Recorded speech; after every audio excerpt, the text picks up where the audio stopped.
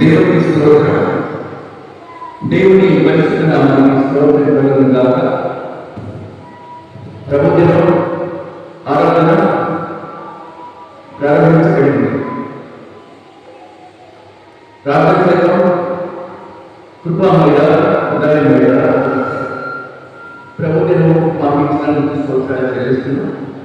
తండ్రి, గడిచిన ప్రభుత్వం నుంచి నేటి వరకు రావాలి మరలా నేను శరీరాన్ని మమ్మల్ని తీసుకుని వచ్చిన మీ కృప కొరకు దయచేస్తున్నారు. సమయాన్ని పాటించి వచ్చిన బిడ్డలను ఆశీర్వదించండి. రానున్న వారు సకాలంలో వచ్చి మీరు సృష్టించే గొప్ప భాగం బిడ్డలను సాధించమని యేసునామములో వేడుకుంటున్నాము తండ్రి. ఆమేన్.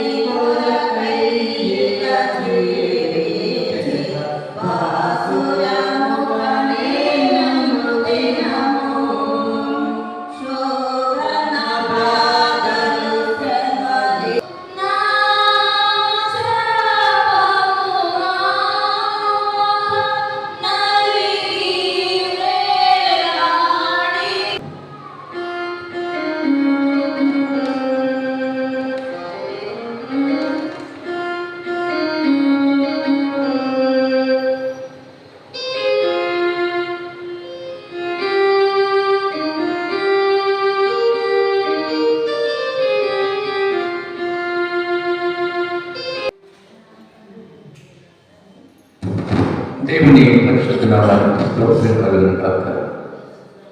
అందరూ నిలబడి కీర్తన గ్రంథం 139వ అధ్యాయం ఉత్తర ప్రత్యుత్తరీతిగా చదువుకున్నాం. కీర్తన 139వ అధ్యాయం.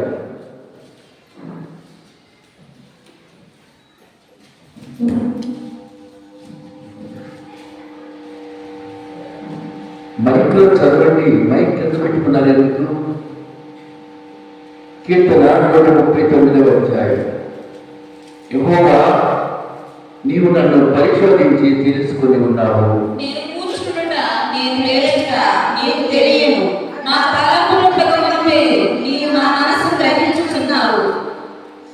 నా నడకను నా పడకను నీవు పరిశీలన చేసి ఉన్నావు. నా చర్యలన్నిటినీ నీవు బాగుగా తెలుసుకొని ఉన్నావు.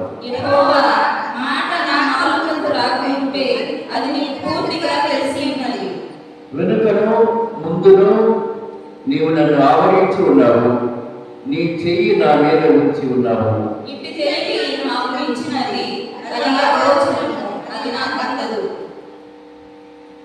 నీ ఆత్మ నుండి నేను ఎక్కడికి పోవదును? నీ సన్నిధి నుండి నేను ఎక్కడికి పారిపోవదును?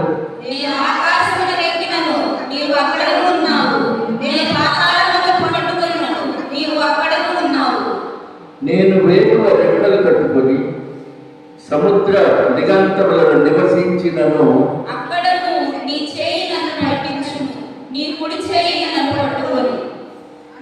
అంధకారము నన్ను మరుగు చేయును. నాకు కలలు వెలుగు రాత్రి వలె ఉండును అని నేను అనుకున్న ఎడల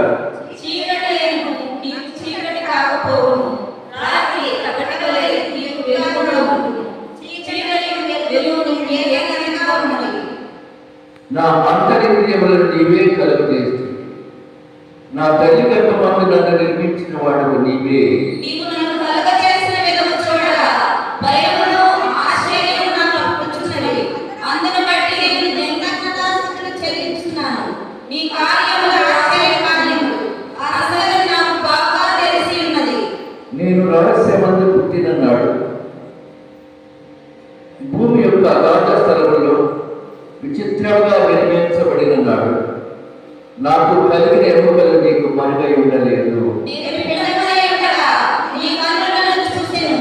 నీ ఇవ్వబడిన దినములలో ఒకటై రాకముందే నా దినములన్నీయు నీ గ్రంథములో లిఖితమయ్యాయి. దేవా, నీ తలంపులు నాకు ఎంత ప్రియమైనవి! వాటి మొత్తం ఎంత గొప్పది! వాటిని లెక్కించదనటువంటివా? అవి ఇసుకకడేను లెక్కకు ఎక్కువై ఉన్నవి. నేను వేడుకున్న ఈ విధానంలో నీ యొక్క నీవు. దేవా, నీవు భక్తిహీన నిత్యముగా సంహరించదు. నరమంతకులారా నా ఇంటి నుండి తొలగిపోవుడి. వారు దురాలోచనలతో నిమ్ముచుచ పలుకుదురు. మోసపుచ్చుటకై నీ నామమును బట్టి ప్రమాణం చేయుదురు. యెహోవా, నిన్ను ద్వేషించు వారిని నేను ద్వేషించుతున్నాను కదా. నీ మీద లేచి వారిని నేను ఆశ్రయించుకొనుచున్నాను కదా. వారి యందు నాకు పూర్ణ ద్వేషము కలదు. వారిని నాకు శత్రువులుగా భావించుకున్నాను. దేవా, నన్ను పరిశోధించి నా హృదయం తెలుసుకొను. నన్ను పరీక్షించి నా ఆలోచన తెలుసుకొను. నీకు ఆయాసకరమైన మార్గము నా యందున్నదేమో చూడుము. నిత్య మార్గమున నన్ను నడిపింపుము. తండ్రి అయిన దేవుడు ఈ వాక్యాన్ని మనందరి వినిపించలో దీవించగా ప్రార్థించడం. గడిచిన ప్రభు దినం నుంచి నేటి వరకు ప్రభు ఎందుకు కాపాడినారు. ఆయన దివ్య చిత్తములకు ఎలా భద్రపరచబడినామో ఈ దినము ప్రభు సన్నిధిలో మీరు ప్రార్థన చేసుకోండి.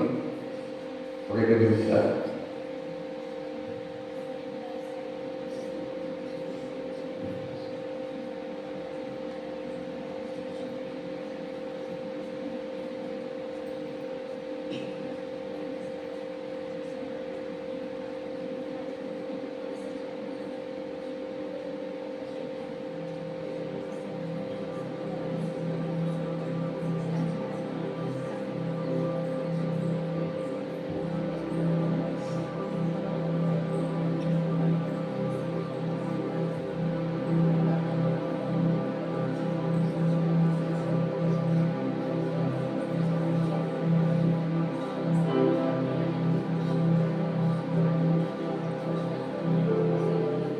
మమ్ము ప్రేమించిన మిక్కిలి పరిశుద్ధులకు దేవా, ప్రభు దినమందు మీ సన్నిధిలో ఉండేటువంటి భాగ్యము మాకు అనుగ్రహించినందుకు స్తోత్రం చెల్లిస్తున్నాను. పరిశోధించి తెలుసుకునే తండ్రి, కూర్చుండటం దేవుడటం తెలియవేయాలి. నా నడక నా పడక పరిశీలన చేసే ప్రభువా, మీ ఆశీర్వాదాన్ని మాకు అనుగ్రహించండి. ఇదిగో నాయన, ఈ ప్రభు దినం మీ సన్నిధికి వచ్చి చేసిన ప్రతి బిడ్డను దీవించండి. ఎన్నో లోక సమస్యలు లోక ఆశలు ఉండేదేమో కానీ నిన్న నేడు నిరంతరము ఏకరీతిగా ఉండే ప్రభు సన్నిధిలో ఉన్న బిడ్డలందరినీ ప్రేమించి దీవించి ఆశీర్వదించండి. అస్వస్థత బలహీనత కలిగిన బిడ్డలను ఆశీర్వదించండి. దేవుడి సన్నిధి కొరకు ఎందరూ తమకు సంపూర్ణమైన సహకారాన్ని అనుగ్రహించినారు. దేవుడి సన్నిధిపై ఎందరూ ఆశపడి ఉన్నారు. వారందరికీ ఆద్యంతము నీ పాదములకు సమర్పిస్తూ యేసయ్య నామమున అడుగుచున్నాము తండ్రి. ఆమేన్. దేవ సమస్తుతి చేయవే మనసా. 2 చరణాలు పాడండి.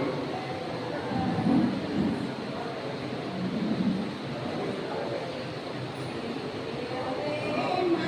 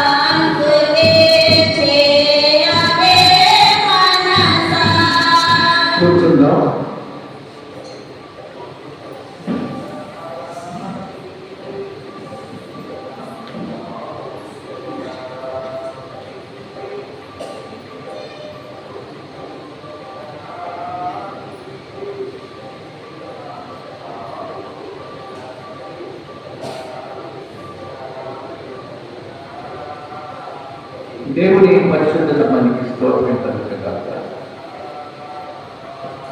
ప్రసంగి గ్రంథం 9వ అధ్యాయం. ప్రసంగి గ్రంథం 9వ అధ్యాయం 13 నుంచి 18 వచనాలు. పెద్దపూడి కరుణయ్య మాజీ చర్చి ప్రఖ్యాత గాయని ఆరోగ్యము గారి ఆఖరి కుమారుడు. మైక్ తీసుకొచ్చారు.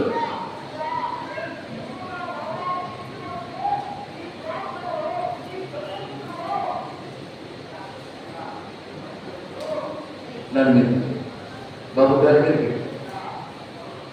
2వ ప్రసంగి 9:13 నుండి 18 వరకు.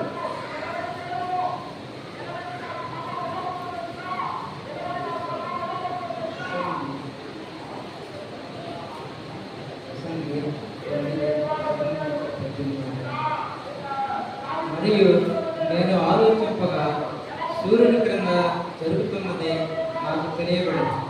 ఒడిగలవారు పరుగులో గెలవరు, బలము గలవారు యుద్ధమునందు విజయముందరు.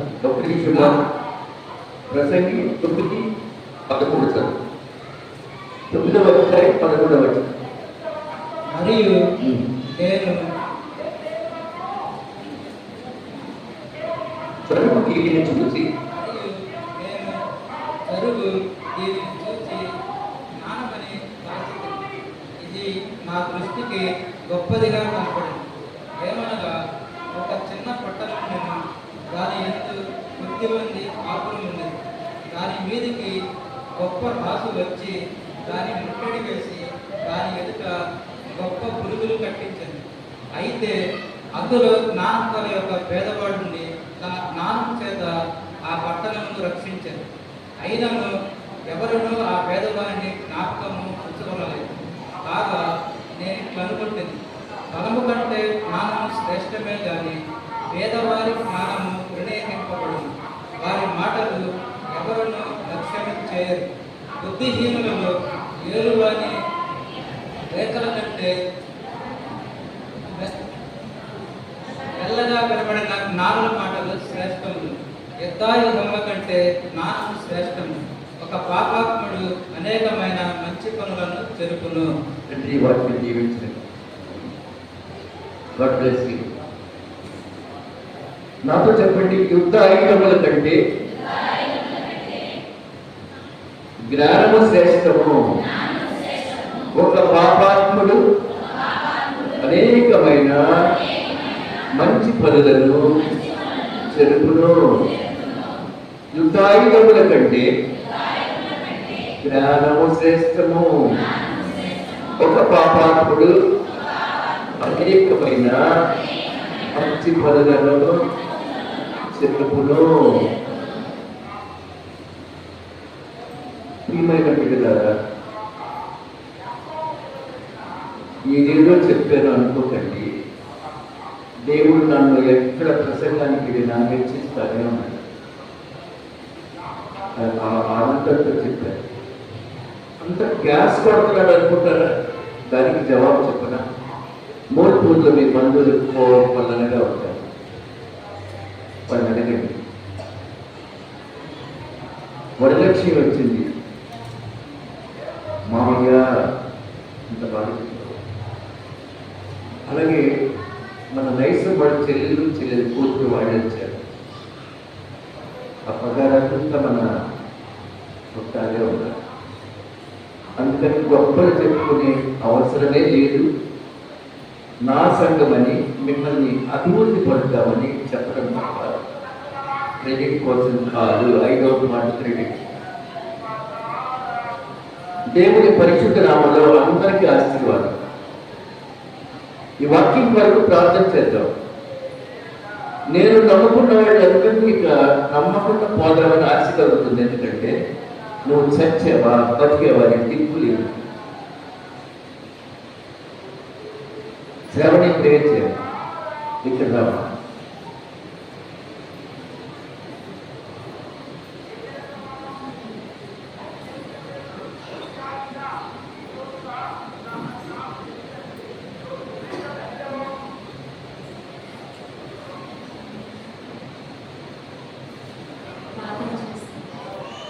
మహోన్నతుడ మహాగరుడ మీ పరిశుద్ధ ధైర్య పాత్రలకు వెళ్ళి స్థుతులు స్తోత్రములు చెల్లించుకొనుచున్నాము తండ్రి.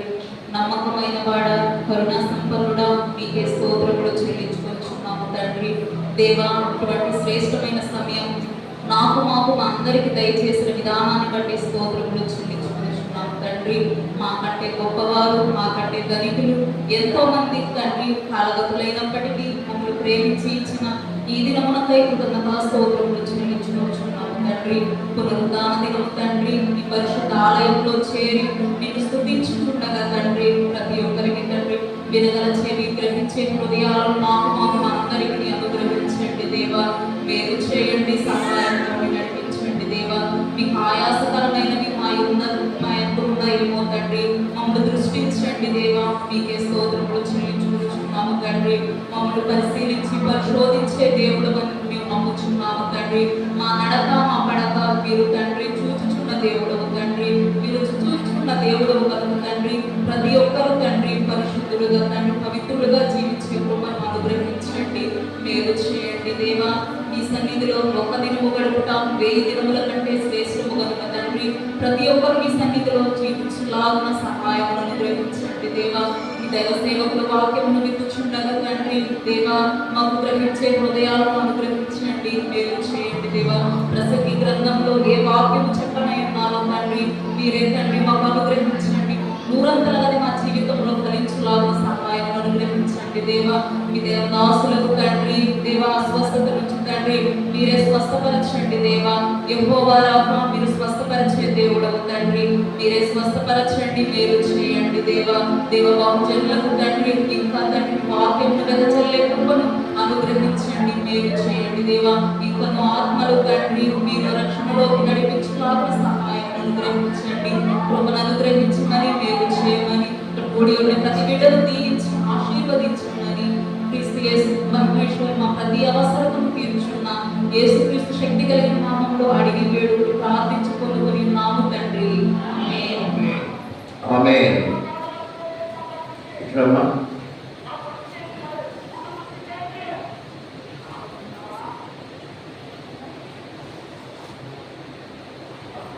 మీకు చిన్న ప్రాణభాగం. శ్రీలంక నుంచి భారతదేశానికి వారధి కట్టాలి అనుకున్నారట. అప్పట్లో అయోధ్య రాజులైన రాముడు వారధి అంటే ఏంటి? దానికి అలా ఒక రాయి ఇచ్చి వేశారు, వేస్తున్నారట.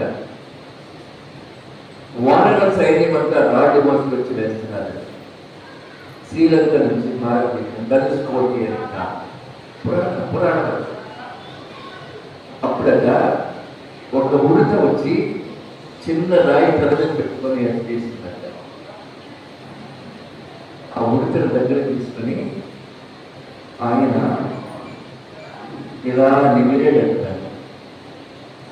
3 గీతలు పట్టాయట. అందుకే ఉడత మీద 3 గీతలు పట్టాయి. ఈ 46 ఏళ్లలో చర్చిలో వైద్యాలు ఉన్నా అవి మూలబడిన నాశనమైన యువత పట్టించుకోలేదు. చర్చుకున్నటువంటి భవిష్యత్తు యువతేనండి. పెద్ద పెద్ద గారు చెప్పిన యువతకి రెస్పాన్సిబిలిటీ. ఖరీదైన క్యాషియో అలాగే ప్యాడ్ ఇవన్నీ ఉంటాయి.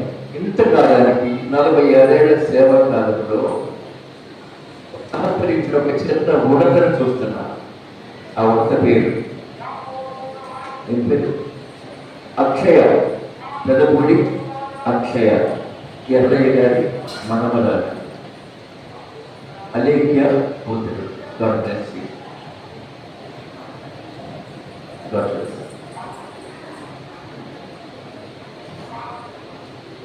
ప్రార్థన చేద్దాం. కృపమైన దయవేడ లేఖన సత్యాన్ని మాకు దయచేయండి. యుద్ధాయుధముల కంటే జ్ఞానము శ్రేష్టము. ఒక పాపాత్ముడు అనేకమైన మంచి పనులను చేస్తున్నాడు. దైవమా ఈ ప్రభుత్వం ఈ వాక్యాన్ని మాకు దయచేయమని యేసుక్రీస్తు శ్రేష్టమైన నామములో అడిగి వేడుకుంటున్నాం తండ్రి. ఆమేన్. దేవునికి స్తోత్రము గానము చేయటమే. దేవునికి స్తోత్రము గానము చేయుటయే మంచిది. మనమందరము స్తుతి గానము చేయుటయే మంచిది. యెరూషలేము యెహోవాయే కట్టుచున్నవాడని. యెరూషలేము యెహోవాయే కట్టుచున్నవాడని.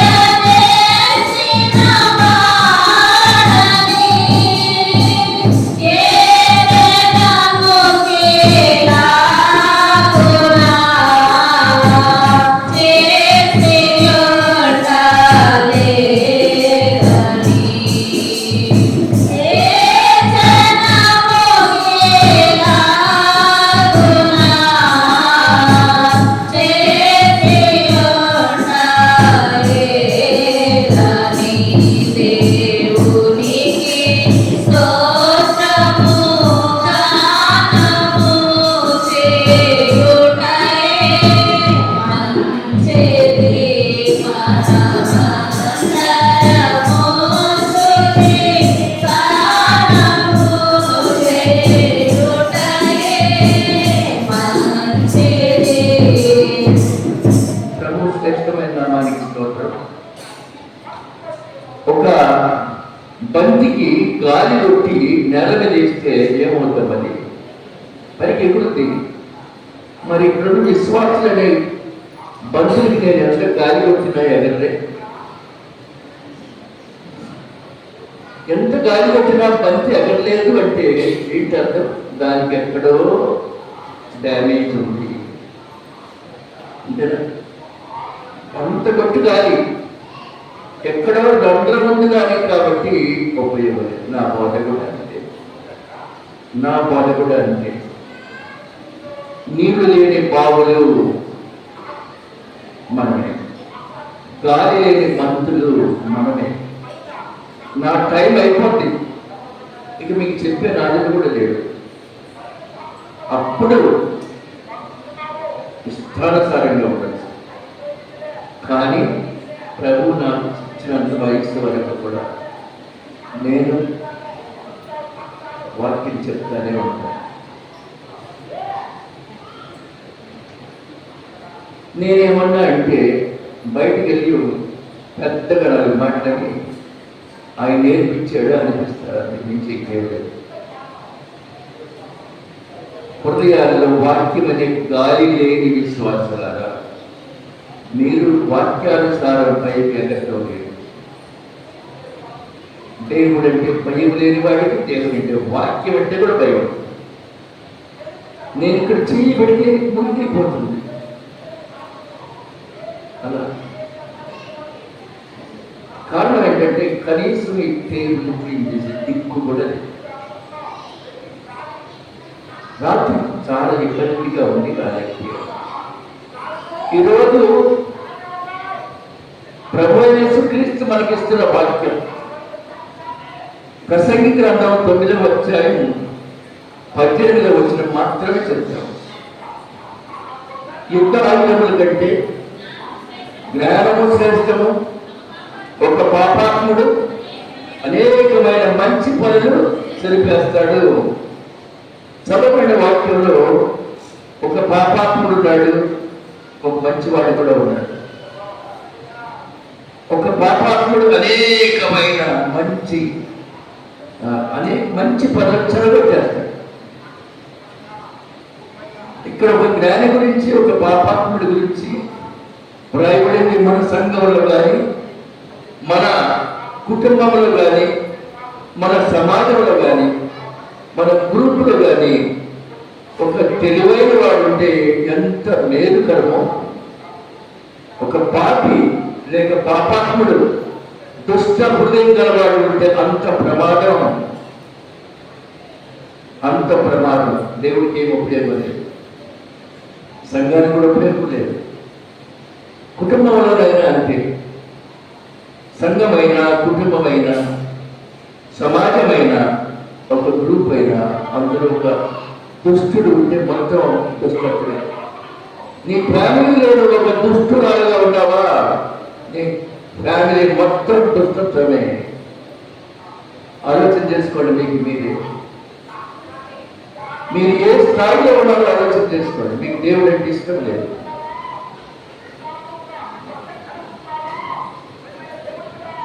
కాబట్టి యుద్ధ ఆయుధముల కంటే జ్ఞానము అభ్యంతరాలు కలిగించేవాడు, నష్టాన్ని కలిగించేవాడు. ఇద్దరు ఒక చోట ఉన్నట్లయితే ఇంకేముంది, అంత నష్టమే. ఒక జ్ఞానం ఉంటే యుద్ధ ఆయుధాల కంటే శ్రేష్టం. యుద్ధ ఆయుధాలు అంటే ఏంటో చెప్తారా? కర్ర, కత్తి, ఈటె లేక పల్లెం, ఇవి యుద్ధ ఆయుధాలంటే. మహాజ్ఞాని సొలొమోను గారు అంటున్నాడు ఈ మాట. ఎందుకంటే బలం కంటే బుద్ధి గొప్పది. బలం కంటే బుద్ధి గొప్పది. ఒక రాజుగారు తనకున్న ఇద్దరు కుమారులని అడవిలో ఉన్న ఒక మహర్షి దగ్గర తీసుకెళ్ళారు. చదువు చెప్పయ్యా అని. ఆ మహర్షి ఆ రాజుగారితో అన్నారుగా, కలిమి వినండి, కలిమి, దొరతనం, యవ్వనం, అజ్ఞానం, ఈ నాలుగిట్లో ఒకటొకటే అని అంటారు. 4 ఉంటే చెప్పలేము. నీ బిడ్డలకు 4 ఉన్నాయి, వాళ్ళ జ్ఞానవంతులు చేయలేరు అన్నాడు. కలిమి దొరతన మరయమి యవ్వనం, ఒకటొకటే పొసగించు అనర్థము, 4 పనులనిచో చెప్పగలిగిన చెప్పమ్మా అన్నాడు. వీళ్ళకి కలిమి సంపద ఉంది, రాజు కదా మీరు. దొరతనం ఉంది, పెత్తనం ఉంది కదా, ఎవరు మీరు ఎవరు కదా. అజ్ఞానం ఉంది కాబట్టి వీళ్ళకి చదువురారు. కనుక ప్రియమైన దేవుడి బిడ్డ కదా, మనకి డెవలప్ కావాలంటే వాక్యానుసారమైన దేవుని జ్ఞానం కావాలి. బలం కంటే బుద్ధి గొప్పది. వాటిని చెప్పుతాడు, ఆడిని కొడతాడు, ఈడిని కొడతాడు, ఆడంత ఈడంత అంటూనే ఉండే ఒక బుద్ధి గలవాడు నేను ఓడిస్తాడు. ఒక బుద్ధి గలవాడు నేను ఓడిస్తాడు. చిన్నవాడు అయినాడు, వాడికి బుద్ధి ఉంది, నీకు లేదు కదా. ఒక అడవిలో ఒక సింహం రోజు జంతువు తినేస్తా ఉంది. సింహం కంటే ఎవరు బలవంతులు లేరు అక్కడ. ఒక కుంటేలు సీరియస్గా సింహం దగ్గరికి వెళ్ళింది. 5 రోజులు 6 రోజులు, అప్పటికే 4-5 మృగాలు తినేసింది. ఓ మృగరాజు నా మాట నువ్వు. ఇంకొక మృగరాజు అరణ్యంలోకి వచ్చాడు. ఈ అడవిలో మీ ఇంట్లో తినేస్తే ఇంకేం జంతువులు ఉండవయ్యా, నేనే దీనికి మృగరాజు అన్నాడు సింహం. ఇంకొక మృగరాజు వచ్చాడయ్యా, పదా ఎక్కడ ఉన్నాడు చూపించు. ఆ అమ్మాయి నవ్వుతుంది కాబట్టి నాకు అర్థమైపోయింది. నాకంటే ఇంకోటి ఉన్నాడు, పద అంటే రా మృగరాజా అని బావి దగ్గర తీసుకెళ్ళి తొక్కి చూడు అని. లోపల ఇంకొకడు ఉన్నాడు, ఈ అంది ఆడు కూడా ఈ అన్నాడు. పంచాయతీ ఆడు కూడా పంచాయతీ మరి నా మీద తిరగబడుతున్నాడు. అసలు వస్తున్నా రాగల మరి ఒక తూపు దూకాడు, చచ్చాడు. ఇది తెలివే కాదా? ఎంతటి వాడైనా వాడి నీడని వాడు అర్థం చేసుకోలేదు. అజ్ఞాని ఆ సింహం తనకు బలం లేకపోయింది. తన జ్ఞానంతో పెద్ద బలం కలిగిన జంతువుని చంపివేయగలిగింది కుందేలు. అది యుద్ధ ఆయుధముల కంటే జ్ఞానము శ్రేష్టము అర్థమవుతుంది. నీ జ్ఞానం వచ్చే ప్రమాదం నుంచి ఆయన విమర్శించుకోవడం కాదు, అది కాదు జ్ఞానం, అది సైతాన్. ఎట్లా అంటున్నాడు చూడు, ఎట్లా అంటున్నాడు చూడు, అదే నీ జ్ఞానం, అదే నీ జ్ఞానం. దేవుని విషయంలో కలిగిన జ్ఞానమే జ్ఞానం. కాబట్టి ప్రియమైన దేవుని బిడ్డలారా, మన జీవితంలో కూడా బలవంతులు కావాలా, జ్ఞానవంతులు కావాలా? జ్ఞానవంతులే కావాలి. దేవుణ్ణి అడిగేటప్పుడు జ్ఞానవంతులే ఎవరండి? సొలొమోను మహారాజు దేవుడు కళ్ళ ప్రత్యక్షమై 1000 దహనబలులు ఇచ్చావు, ఏం కావాలో కోరుకో అనగానే మహారాజు ఏమన్నాడండి, ఇంత గొప్పదైన నీ రాజ్యాన్ని పరిపాలించడానికి నాకు జ్ఞానం దయచేయండి. ఓహో, 1000 బంగారములైనా ఐశ్వర్యములైన నీ శత్రువుల ప్రాణాలైన కోరకుండా జ్ఞానమడిగావు కాబట్టి జ్ఞానంతో పాటు ఇవన్నీ నీకు ఇచ్చేస్తున్నాను. దేవుడు ఆయన ఆస్వాదించాడు. కాబట్టి ప్రియమైన దేవుడు బిడ్డలారా, దేవుడు ఒకవేళ నీకు ప్రత్యక్షమైతే నువ్వే కోరుకుంటావు. నీ జ్ఞానం లేదు కాబట్టి పిచ్చి కోరికలు, నీ జ్ఞానం అంటే మంచి కోరికలు కోరుకుంటాడు. ఒక ఆవిడ బాగా ధ్యానం చేసిందంటే ఒక గంట, దేవుడు ప్రత్యక్షమై 2 వదలు కోరుకొని ఇచ్చేస్తాడు. అనగానే నా బిడ్డ బలవంతుడిగా ఉండాలి, గొప్పగా తయారవ్వాలి, నా బిడ్డకు గడ్డాలు మీసాలు రావాలి అనగానే ఇచ్చాను పోన్నాడు దేవుడు. బిడ్డ ఎక్కడున్నాడు? ఉయ్యాల్లో ఉన్నాడు. ఉయ్యాల్లో కూడా ఉయ్యాలు నిండిపోయాను, రావయ్యాడు. గడ్డాలు వేసాలు వచ్చేసింది, బెదిరిపోయింది. ఎందుకంటే అడిగిందిగా దేవుడు ఓకే ఇచ్చాడు. అమ్మో ఇదేంటి దేవుడా, నేను నువ్వేంటి అని అంటే ఏం భయపడకుండా మెడల్ చెట్టు దేవుడు రెగ్యులర్ కోరుకు నాకు మామూలు పెట్టి నా బిడ్డ నాకు వచ్చారన్నమాట. అయిపోయింది. అలాగే ఒకవేళ దేవుడు నిన్ను అడిగితే నువ్వేం కోరుకుంటావు? రోడ్డు మీద వచ్చేవాడు అందరినీ చంపేయమని కోరుకుంటారు, లేక ఇంకేం కోరుకుంటావు? దేవుడు నిన్ను అడిగితే నువ్వేం కోరుకుంటావు? ప్రియమైన దేవుడు బిడ్డలారా, యుద్ధ ఆయుధాల కంటే జ్ఞానము శ్రేష్టము. ఏమి అడుగుతున్నామో తెలియట్లేదు. నా బిడ్డ ఒక డాక్టర్ కావాలి, నా బిడ్డ ఒక ఇంజనీర్ కావాలి అది అడుగుతున్నాను, కానీ నా బిడ్డకు జ్ఞానం అని అడిగిన తండ్రి ఎవరు? తండ్రి ఎవరు? కాబట్టి ప్రియమైన దేవుడు బిడ్డలారా, యేసయ్య దగ్గరికి రోగంతో వెళితే రోగితో నీ రోగంలో ఇది పోవాలా ఏమన్నాడో తెలుసా మీకు? ఎస్, నీ పాపములు క్షమించబడి ఉన్నాయి, నీ పరిపరిచుకొని నడువు. చూసారండి ఏమడిగాడు? యేసయ్య ఏం చేశాడు? నలుగురు పక్షవాయు గలవాడిని మోసుకొచ్చారు. స్వస్థపరచమని యేసయ్య వారి విశ్వాసాన్ని చూసి ఆశ్చర్యపడి, నీ పాపములు క్షమించబడి ఉన్నాయి, వచ్చేసిన స్వస్థత. ప్రియమైన దేవుని బిడ్డలారా, యోగు ప్రార్థన మన బిడ్డల కొరకు మనం ఏం ప్రార్థన చేస్తున్నాం? నా బిడ్డకు అది ఇది అని ప్రార్థన చేస్తున్నాం అంటున్నాం, కానీ దేవుడికి ఏమేమో దేవుడికి ఇవ్వడానికి చెప్పుకుంటూ ఉంటాం ఇంట్లో. పావగానం గాడం ఆ రోజుల్లో, ఈ రోజులైతే 10 5 చెప్పుకుంటున్నావు. వారంతా దేవుడు నిన్ను కాపాడితే దేవుడికి ఏమిస్తున్నావు? నీ కుటుంబం నుంచి నీ సంఘానికి ఏమొస్తుందండి? ఆలోచించేయండి. అంత పెద్ద లక్ష్యాన్ని కోటీశ్వరుడైన యోగుడు కన్నా మొదటి అధ్యాయం 5వ వచనం,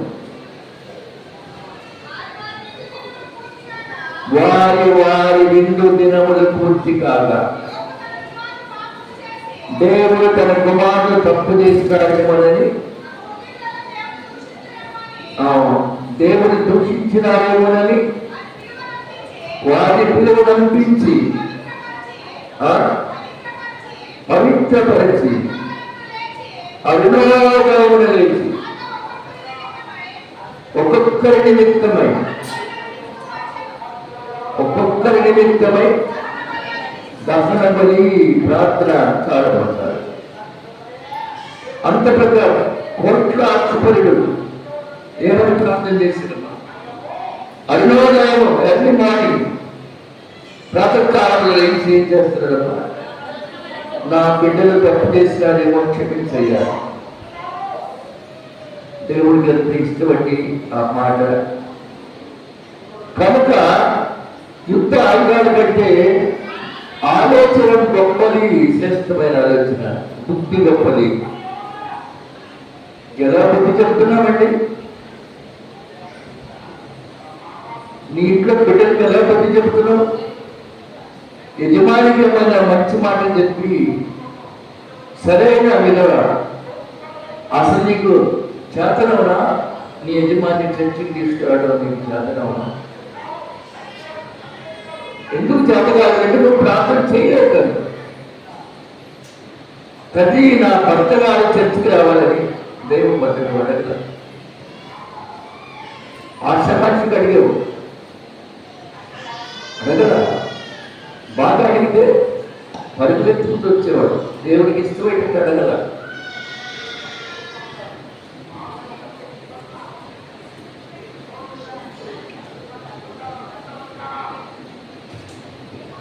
కాబట్టి ప్రియమైన దేవుని బిడ్డలారా, యుద్ధ ఆయుధాల కంటే ఆలోచన గొప్పది. వినండి, ఒక బైబిల్ స్టోరీ చెప్తుంది. బైబిల్ స్టోరీ గొలియాతు దగ్గర చాలా ఆయుధాలు ఉన్నాయి. ఏమేమి ఆయుధాలు ఉన్నాయండి? మొదటి సమూయేలు గ్రంథం 17వ అధ్యాయం 4వ వచనం చదివే పాప మైక్ తీసుకోరా తల్లి. మొదటి సమూయేలు 17:4.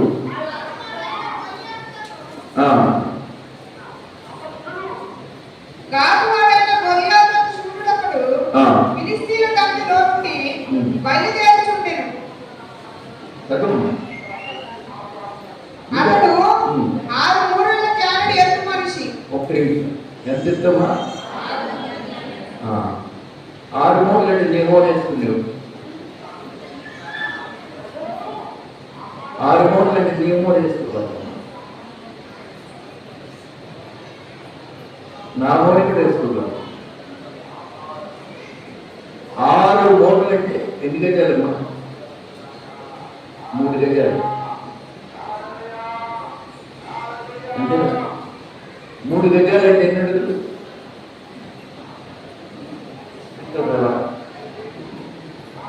అంతేనా? 3 3 9 గజాలు. కానీ ఆ మూల వేరు. ఆచార బాబులాంటి మూల ఎంత ఉంటుంది? మూల ఎంత ఉంటుంది?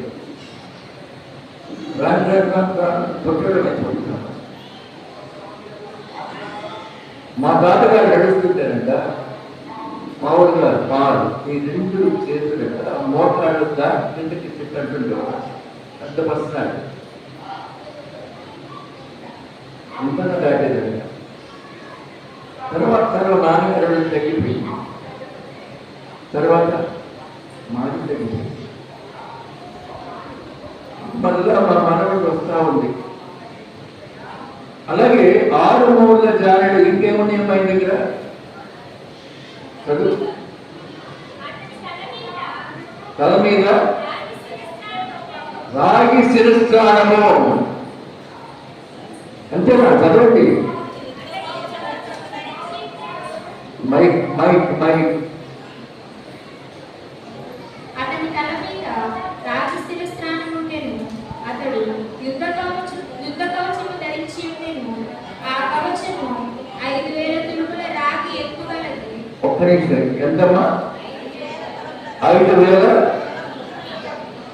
చెప్పట్లే మీరు. అంత అంత ఇంకా రాగి కవచమును అతని భుజముల మధ్య రాగి బల్లెం ఒకటి ఉండెను.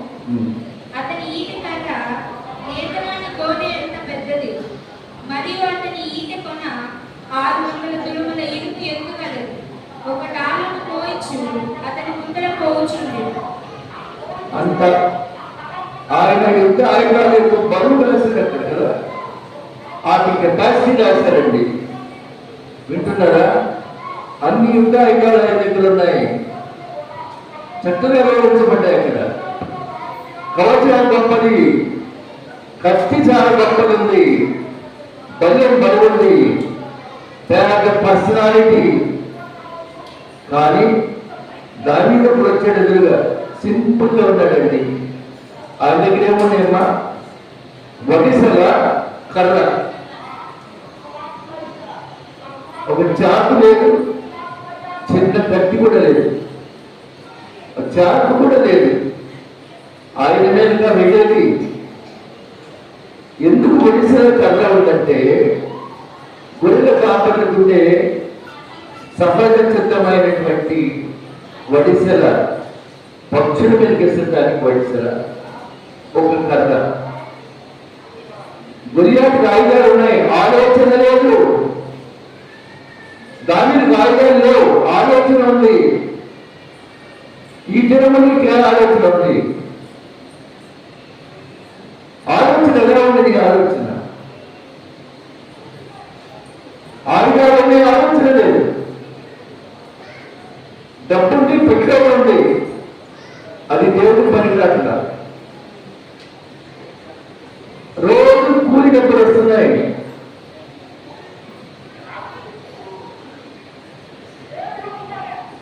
బడ్జీలకి గాలి కన్నా పనికి వస్తున్నాయి, కానీ దైవ సన్నిధికి పనికిరాదు కదండి. 6 దినాలు నువ్వు పని చేసినందుకు దేవుని కృప కొరకు దేవుని సన్నిధిలో నువ్వు ఎలా ఉంటున్నావు? ప్రియమైన బిడ్డలారా, ఒక్క కత్తైనా చాకైనా లేని వాడు సవాల్ చేస్తున్నాడు. రా రా, ఈరోజు నీ సంగతి ఏంటో తెలుస్తా. నేను యుద్ధము యెహోవాది, యుద్ధము యెహోవాది. మొదటి సమూయేలు గ్రంథం 17వ అధ్యాయం 51వ వచనం కూడా చదువుతాం. వాడు గోడల పడగా పరిగెత్తుకొని పోయి అమ్మా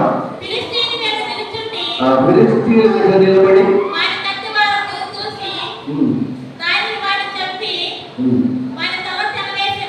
అంటే అతని కత్తితోనే అతను చనిపోయాడు. అంతేనా? చూసారండి,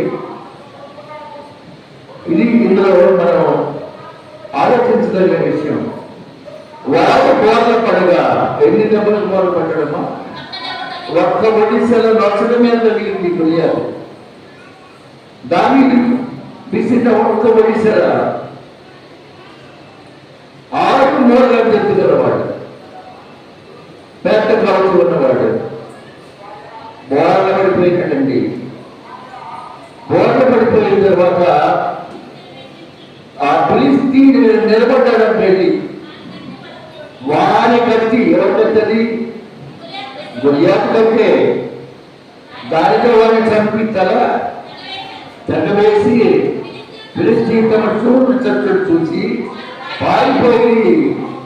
ఇప్పుడు చెప్పండి, యుద్ధాయుధాల కంటే జ్ఞానము శ్రేష్టమైనది.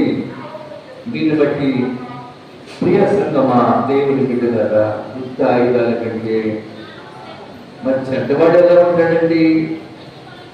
ఒక పాపాత్ముడు అనేక మంచి పనులు, మీరు మంచి తోట వేసుకున్నారు అనుకోండి, పురుగు, ఒక చిన్న పురుగు మీ తోటలో ప్రవేశించింది, చెట్టుకి ఏమవుతా చెట్టు వేరు పురుగు చేరి వృక్షంలో చెరచు. వేరు పురుగు చేరి వృక్షంలో చెరచు, చీడ పురుగు చేరి చెట్టు చెరచు, కుచ్చితుడు చేరి గుణవంతుడు చెరచు. విశ్వదాభిరామ ఇంద్రదేవ. అవునా? వేరు పురుగు చేరి వృక్షాన్ని సర్వనాశనం చేసిందండి. చీడ పురుగు చేరి చెట్టును నాశనం చేసిందండి. కుచితుడు దుర్మార్గుడు గుణవంతుడిని తెలుస్తాడు. ఒక మంచివాడిని చెడగొట్టే స్నేహం ఉంది, దేవుడు చూస్తున్నాడు. జాగ్రత్త. నేను దాకా దేవుడు కొట్టున్నారు. ఒక మంచివాడిని చెడగొడుతున్నారు, జాగ్రత్త. చెడ్డ పిల్లలాగా అయిపోతున్నారు. కుచితుడు చేరి గుణవంతుడు తెలుస్తున్నాడు. దేవుడు చేరి పెద్ద వృక్షాన్ని నాశనం చేసింది. చీడపురుగు చేరి చెట్టు నాశనం చేసింది. అలాగే కుచితుడు అన్ని దరిద్ర పనులు ఉన్నవాడు కుచితుడు. అంటే ఆడేం చేశాడమ్మా? గుణవంతుడు చేర్చినాడు. విశ్వదాభిరామ దీనిలో మహిమ. మంచిగా ఉన్నట్టు నటిస్తున్నావు, నువ్వు మంచిగా ఉన్నట్టు నటిస్తున్నావు. ఒకనాడు నీ బ్రతుకు బయలుపడుతుంది. కొత్త ఫ్యాషన్లు చాడికి చెప్పడం, కొత్త ఫ్యాషన్. ఆడి మీద ఈడి మీద ఆడికి చెప్పడం కదా.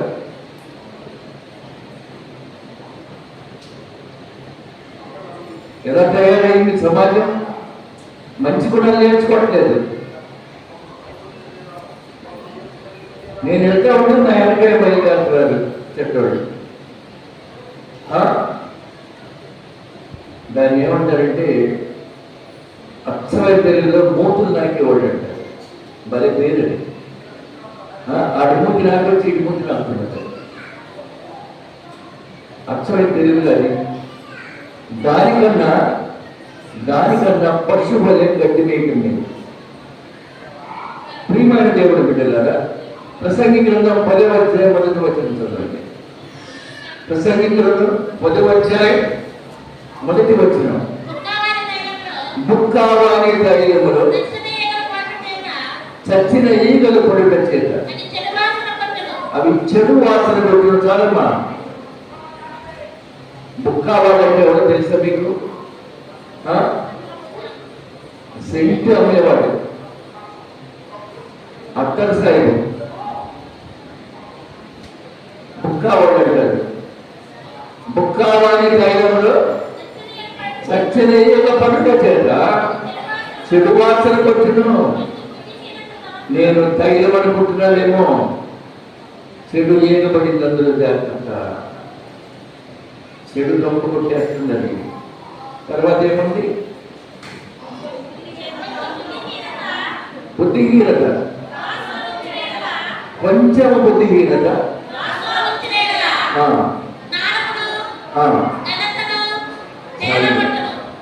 కొంచెం బుద్ధిహీనత మొత్తం పాడు చేసేసింది. కాబట్టి ప్రియమైన సంగమా దేవుడు బిడ్డలారా, మన జీవితం ఎలా ఉంది? యుద్ధ ఆయుధముల కంటే జ్ఞానము శ్రేష్టం. గమనించండి ఆ మాటని. ఒక బుద్ధిహీనుడు, ఒక పాపాత్ముడు అనేకమైన మంచి పనులను చెరుపును, అనేకమైన మంచి పనులు చెడగొట్టాడు. అది మహాజ్ఞాని సొలొమోను మహారాజు చెప్పినటువంటి మాట, మామూలు మాట కాదది. కాబట్టి ముక్కావాణి కాగితంలో ఉన్నటువంటి ఆ చెడ్డ ఈగ వలె నీ జీవితాన్ని మార్చుకోబాకండి. ప్రియమైన సంగమా దేవుడి బిడ్డలారా, ఇంకా మీకు బెస్ట్ ఎగ్జాంపుల్ చెప్పాలనుకుంటున్నానండి. బెస్ట్ ఎగ్జాంపుల్, చాలా మందిలో 10 మందిలో 9 మంది మంచోళ్ళు ఉండొచ్చు. ఒక్క చెడ్డవాడు ఉంటే 9 మంది చేసిన కష్టం అంతా చెడగొట్టేస్తాడు. కాబట్టి కుటుంబంలో కానీ, సమాజంలో కానీ, నీ స్నేహితులలో కానీ ఒక్క చెడ్డవాడు ఉంటే వాడిని గుర్తుపెట్టుకొని పక్కన కనిపించాలి. వాడిని చాడీ చెప్పేవాడు ఉంటే అర్జెంటుగా పక్కన కనిపించండి, రేపు నీ మీద కూడా చెప్తాడు. ఈరోజు నువ్వు ఇచ్చే డబ్బులతో, నువ్వు పెట్టేదానికో ఇతరుల గురించి నీకు చెప్పుకుంటాడు వాడు. రేపు నీ గురించి చెప్తాడు, రేపు నీ గురించి చెప్తాడండి ఖచ్చితంగా కదా. రోజు ఒక బంగారు పొడి గుడ్డిస్తూ ఉంటే, పాత్ర గుడ్డిస్తుంటే ఆడికి చెడ్డ ఆలోచన వచ్చింది పాత్రుడికి. దీన్ని చంపితే పొట్టలో ఎన్నున్నాయమ్మా, ఆరోగ్యం పెట్టాల్సిందే ఉంది, పోయింది, బాధ పోయింది, ఇక బంగారు గుడ్లు లేవు. అలాగే నీ జీవితంలో కూడా బుక్కావాణి తైలములో చచ్చిన ఈగ వలె నీ బ్రతుకు కంపు పడతా ఉంది. నేను చూస్తే జనం దాటుకొని పక్కెళ్ళిపోతా ఉన్నారు. చీడు చాడీలో ఈమె సాగింది, ఈమె గంట చెడ్డ కావాలి, జనం పప్పుకెళ్ళిపోతున్నారు, లేక తల వచ్చుకొని పెడతా ఉన్నారు. నీ బిడ్డలకు నువ్వేమో నేర్పుతున్నావు? అసలు నువ్వు నేర్చుకుంటే కదా. ఒక బెస్ట్ ఎగ్జాంపుల్ ఏంటంటే, ఇశ్రాయేలీయులు సైన్యంతో బయలుదేరి ఎరికో పట్టణాన్ని జయించారు. తెలుసు కదమ్మా మీకు.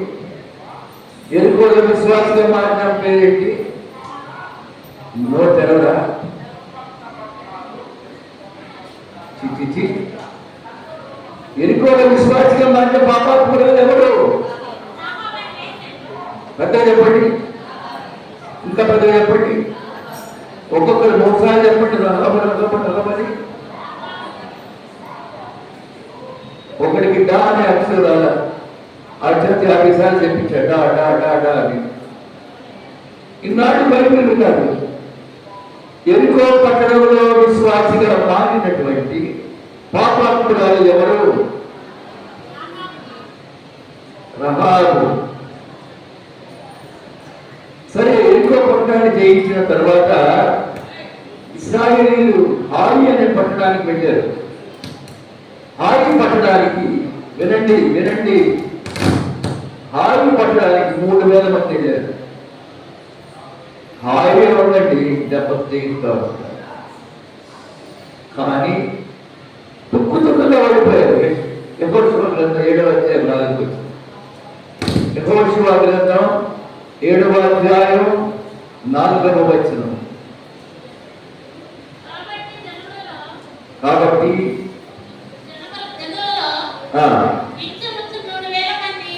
ఇంచుమించు ఎక్కడ ఎంతమంది వెళ్ళారమ్మా? 3000 మంది వెళ్ళారు. ఎక్కడికి? యెహోషువ గ్రంథమేనమ్మా. యెహోషువ గ్రంథం అంత తీయండి. 7వ అధ్యాయం 4వ వచనం. ఇప్పుడు చదవడం వల్ల, కాబట్టి జనులలో ఇంచుమించు 3,000 మంది వెళ్ళింది కానీ ఆయువారైతే నిలవలేక చూసారండి, 3,000 మంది వెళ్ళారు కానీ పారిపోయారు. తర్వాత అప్పుడు ఆయువారు వాళ్ళు 36 మనుషులను హతం చేసింది.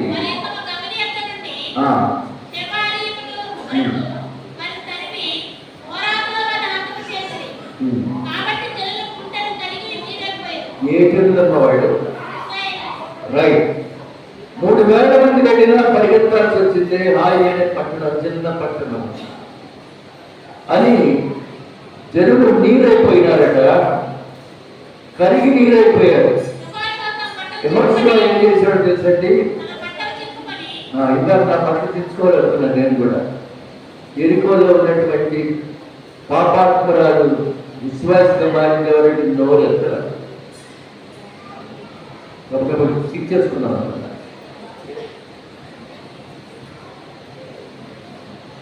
కాబట్టి ఎవరు ఏం చేశాడమ్మా, బట్టలు చింపుకొని తనను ఇశ్రాయేలీయులందరూ పెద్దలు యెహోవా మందిరం ఎదుట నేల మీద ధూళి పోసుకున్నారంటండి. ధూళి అంటే దుమ్ము పోసుకున్నారు.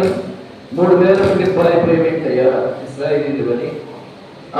తర్వాతమ్మా, అయ్యో ప్రభువా, పడవడి బైబిల్, అయ్యో ప్రభువా యెహోవా, మమ్మల్ని నశింపజేయడం నమ్మోడి చేతికి మమ్మల్ని అప్పగించినట్టు. 8వ వచనం, ప్రభువా కనికరించు, ఇశ్రాయేలీయుల తమ శత్రువు నిలవలేరు.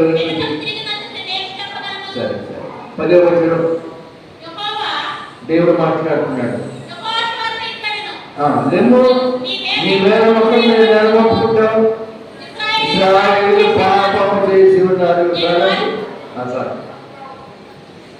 ఎందుకు ఓడిపోయారమ్మా? పాపము చేసి ఉన్నారు.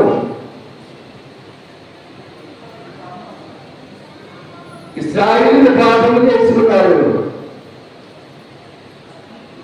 నేను వారితో చేసిన నిబంధనకు మీరి ఉన్నారు.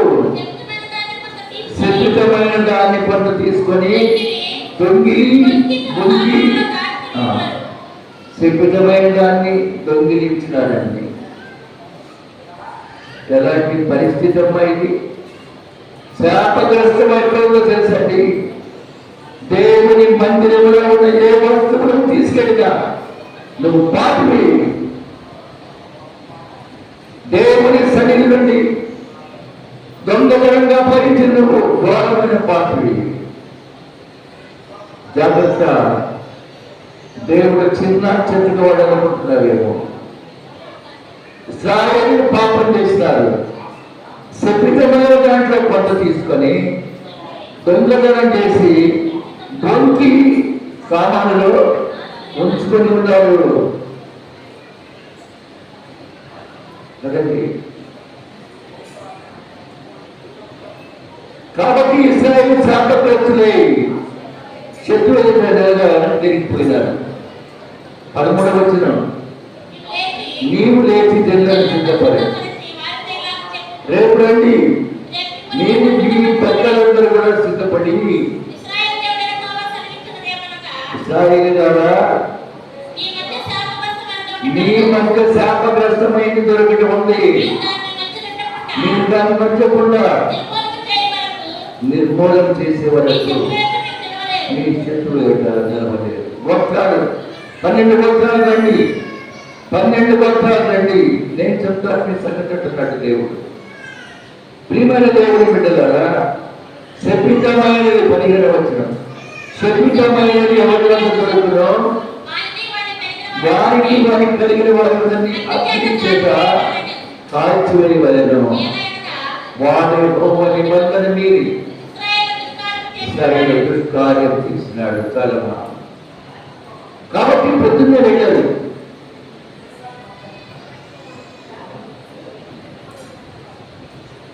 వాక్యం వింటున్నారు కదా. పొద్దున్నే రండి, తలస్నానాలు చేసి రండి, నేను చూపిస్తానండి. 12 గోత్రాలు 12 కూర్చోండి అంటూ ఉన్నారు. దేవుడు చూశాడు, ఇదిగో యూదా గోత్రము, యూదా గోత్రములో చెడ్డవుడు ఉన్నాడు అనేసాడు. యూదా వంశం 17 వచనం. యూదా వంశమును రప్పించినప్పుడు జనహీన వంశం అంటే ఆ వంశములో యూదా జాతిలో జనకపోని వంశం ఉంది. ఆ జనహీన మొత్తం పిలిస్తే అక్కడ జరగమ్మా ఏమ్మా జబ్ది, జనహీన నుంచి జబ్ది ఎక్కడ నుంచి అక్కడికి వచ్చిందో చూడండి. నంబర్ 1 యూదా వంశం, తర్వాత జనహీన వంశం, తర్వాత జబ్ది పట్టబడిన అతను నాకు ఇంటి పురుషుల వంశం దగ్గర నిలబడినప్పుడు యూదా గోత్రంలో జనకు ముని మనవడు జబ్ది మనవడైన కర్మీ కుమారుడైన ఆకాను పట్టబడిన. చాలు. దొంగోటి గురించి దేవుడు ఏమంటున్నాడండి? 4 తరాలు చెప్తున్నాడు దేవుడు. దొంగ నీ తండ్రి బాడు, వాడి తండ్రి పేరు, వాడి తండ్రి పేరు దేవుడి తండ్రి తెలుసు. ఓ అబద్ధాలు చెప్పేవాడా? మీ నాన్నగాడు, మీ తాగాడు, మీ ముట్టాడు. అరే ఆడనే ఎదురుకెళ్ళగాడికి సాటే చెప్పేవాడా? మీ అయ్యాడు, ఆడయ్యాడు, ఆడయ్యాడు, ఆడయ్యాడు. కారణం ఆయన దేవుడై ఉన్నందున దేవుడు నేను చూస్తున్నాడు, దేవుడు నేను చూస్తున్నాడు. జాగ్రత్త. చూడండి, అతని పురుషుల దగ్గరికి రప్పించినప్పుడు జనహీముని మనవుడు, జబ్ది మనవుడు, కర్మీ కుమారుడు ఆకాను.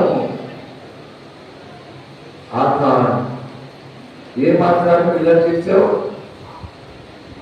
20 వచనం. ఆకాను వచ్చి ఇశ్రాయేలు దేవుడే విరోధంగా నేను పాపము చేస్తుంది నిజము.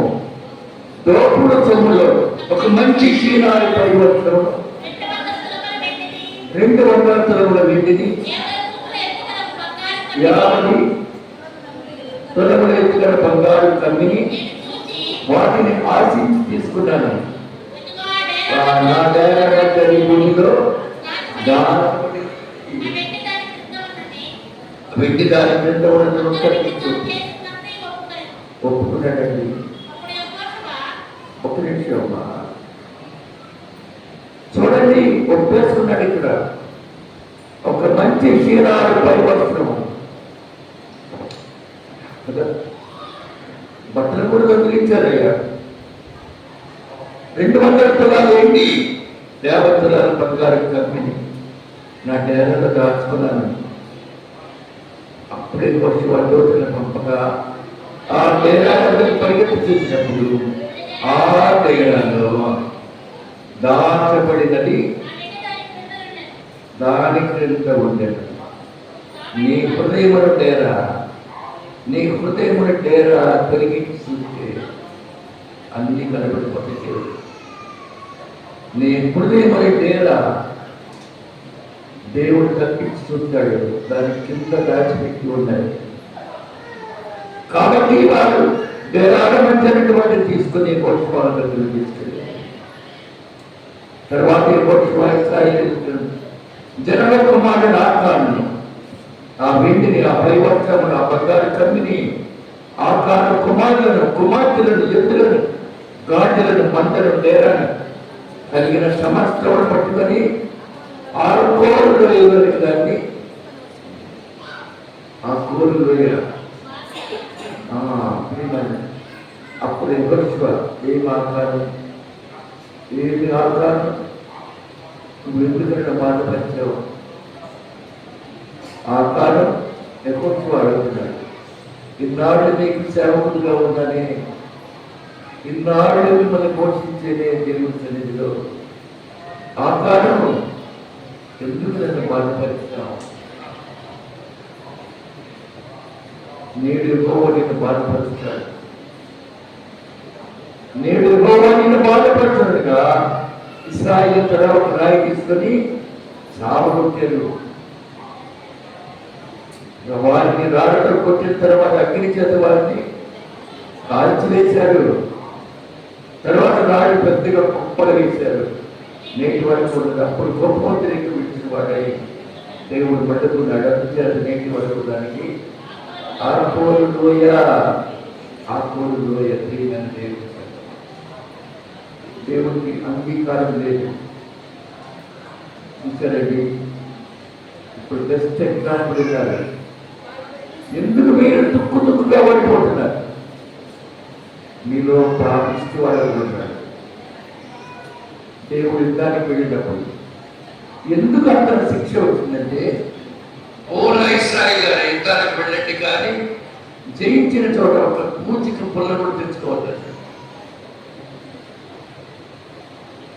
జయించిన చోట ఒక్క చీపురు పుల్ల కూడా తేవద్దన్నాడు దేవుడు. కానీ ఆఖరి ఏం చేశాడండి? ఎంత పని చేశాడు? ఏమన్నా ఉపయోగం ఉందండి? ఏమన్నా ఉపయోగం? అపహరించినారు. అది శాపం. అది శాపం. దొంగతనం అంటే ఏదో సింపుల్ అనుకుంటున్నారండి.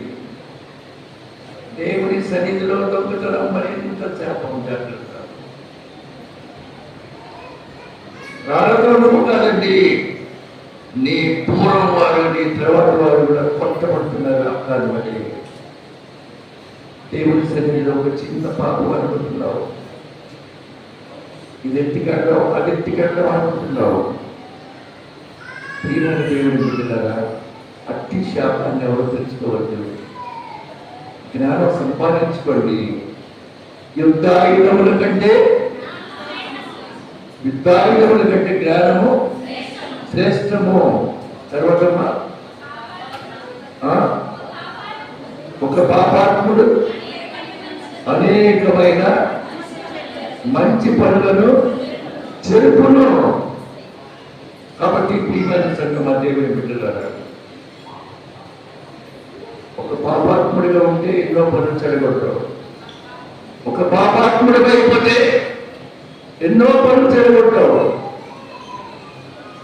ఆకారంగా దెబ్బతింటావు. నాడు యుద్ధ ఆయుధం కాదు కావాల్సింది, తనకున్న జ్ఞానములో చిన్న ఒడిసెల రాయితో కొలియాపిని చంపి అతని మనలో కత్తిని తీసుకొని అతన్ని సంహరించాడు. దాని యొక్క జ్ఞానం కాదా? అలాగే నీ జీవితంలో కూడా జ్ఞానం కలిగి ఉండాలని దేవుడు మాట్లాడుతూ ఉన్నాడు. బుక్కావారి తైలంలో చచ్చిన ఏనువై ఉన్నావేమో జాగ్రత్త. దేవుని సన్నిధికి పనికిరాని బిడ్డగా ఉన్నావేమో జాగ్రత్త. నీ కుటుంబంలో వచ్చే చోదరులు, నీ కుటుంబంలో వచ్చే కలహాలు, ఇవన్నీ కూడా దేవుడు నీ మీద చూపించేటువంటి ఉగ్రత. అది నీకు అర్థం కావట్లేదు. కాబట్టి ప్రియమైన సంఘమా, దేవుని బిడ్డలారా, నీ దగ్గర ఎంతో ఉండొచ్చులేమో కానీ జ్ఞానం శ్రేష్టమైంది. నీవు పాపాత్ముడిగా ఉండాలనుకుంటున్నావా? కొట్టబడతావు, నెట్టబడతావు, పాతాళమనే మరణపు లోయలో తీసుకునేబడతావు. అక్కడ పాతాళం అఘోర లోయలో నీవు నేను మనము నరకమనే లోయలో తీసుకుపడతావు. మాటలు జాగ్రత్తగా అర్థం చేసుకోవాలి. ఈ పరిశుద్ధ వాక్య భాగాన్ని తెలుసుకొని ఏది కావాలి దేవుడు దగ్గర, ఏది కావాలి జ్ఞానంగా కంటున్నారు. నీ సంఘములో జ్ఞానవంతుడైన బిడ్డగా ఉండు, కుమారుడిగా ఉండు, కుమార్తెగా ఉండు. ప్రతి వాక్య భాగాన్ని జీవించారు. ఆమేన్. కృపమయ్య దయమేడ ఇక్కడ ప్రేమించండి, ఆశీర్వదించండి. ఈ వాక్యాన్ని మనం ప్రియపడతారు. ఇది నా మాటల ఊరికి నేను విడిచిపెట్టుకున్నాను. మంత్రపరచండి, జీవించండి. యేసునామములో అడిగి పెట్టుకున్నాం. పాట పాడుతుండగా కృతజ్ఞతలు స్వీకరించాం. కర్తామం జీవించి మన స్థుతి కీర్తన పనుల ప్రార్థనతో సెలవు తీసుకున్నాం. పాడండి.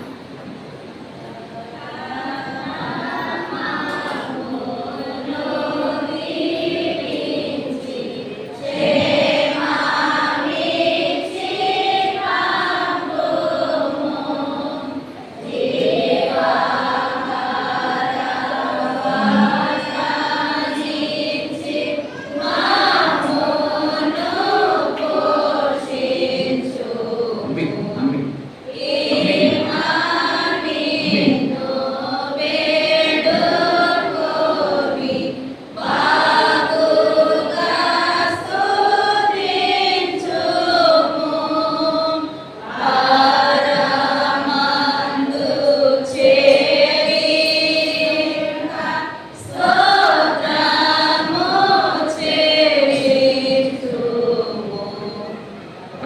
పొందుతున్న వారు నీ నామం పరిశుద్ధపరచబడుగా, నీ రాజ్యం పంపించగా, నీ చిత్రం మనలో మనగలను మాకు కావాల్సిన దినాకాలమే మాకు దయచేయండి. మాటలు అపరాధం చేసిన వారు మేము క్షమించినట్లు మా అపరాధం సోదరులు లేక కీడుని తప్పించండి. రాజ్యము బలము మహిమ నిరంతరం నీవైనావు తండ్రి. మన పరమ తండ్రి రక్షకుడు యేసుక్రీస్తు ప్రభు వారి ఆశీర్వాద ప్రోక్షణ పరమ సన్నిధి నుండి ఇక్కడ ఉన్న మనకు సమస్త పరిశుద్ధులకు ఇప్పుడు ఎల్లప్పుడూ సదాకాలంతో ఉండుగాక. ఆమేన్. అందరికీ వందనాలు.